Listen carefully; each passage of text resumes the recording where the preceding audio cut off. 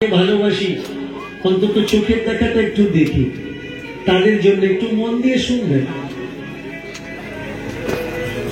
যারা আমার উপরে আক্রমণ করেছে, এটা একটা পরিকল্পিত পরিকল্পনা। যে জায়গায় জয়নগর আমার বাড়ি, তারা আমার জয়নগরেরই ছেলে বাচ্চা।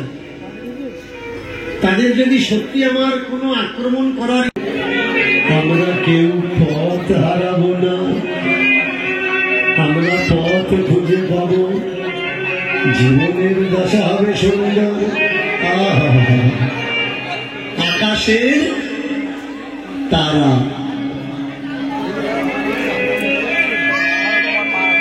আকাশের তারা, আকাশে তারা,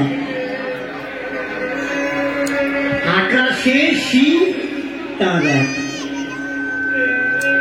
একটা শব্দ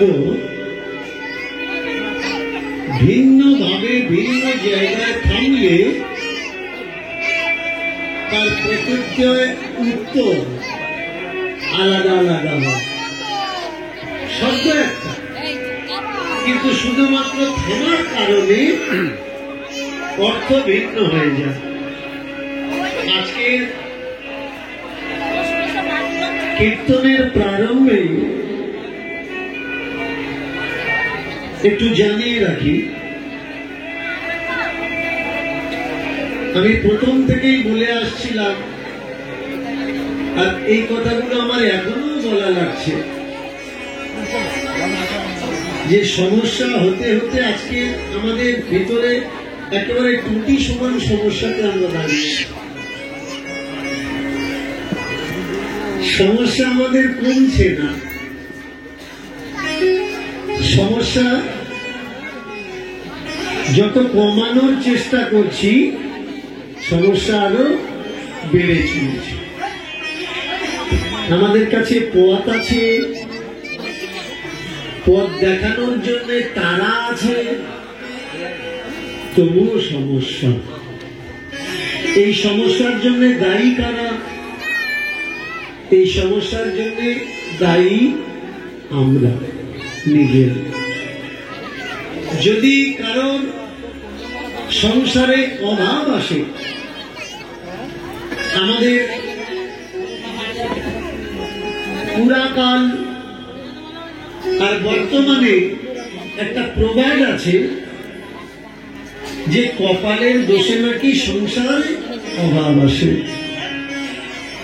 কিন্তু না, কপালের দোষে না, গতরের দোষে সংসারে অভাব আসে।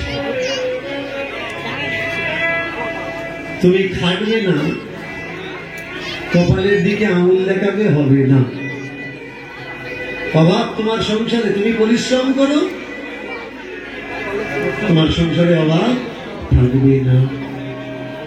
কিন্তু না খেটে শুধুমাত্র কপালের দোষ দেওয়া স্বভাব মানুষগুলো, তাদের কপাল থেকে অভাব কখনো যাবে না। সেই সময় থেকে আজও পর্যন্ত বহু মহামানব আসছেন। এই আকাশের তারা কারা? যাদেরকে আমরা উপরে দেখতে পাচ্ছি উজ্জ্বল নক্ষত্র, এরা না, এরাই সেই তারা যারা নিজেরা জ্বলে আমাদের রাস্তা দেখাবে। তবু আমরা পথ খুঁজে পাচ্ছি না।